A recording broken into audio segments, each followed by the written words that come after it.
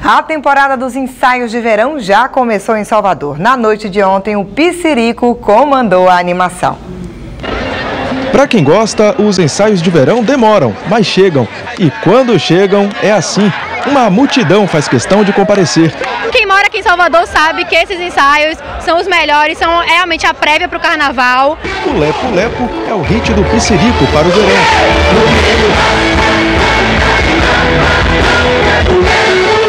Esse é apenas o primeiro ensaio para o verão. E quando dizem que aqui em cima do palco tem agora sem conversa, direto ao assunto. É diferente mesmo. A gente sente aqui toda a energia está animada. No ensaio desta quinta, Márcio Vitor recebeu convidados, como o cantor Saulo Fernandes. O Pissirico é muito querido na Bahia. Caetano já ligou dizendo que vem, Marisa diz que vem, Brau vem e o povo do gueto todo vem.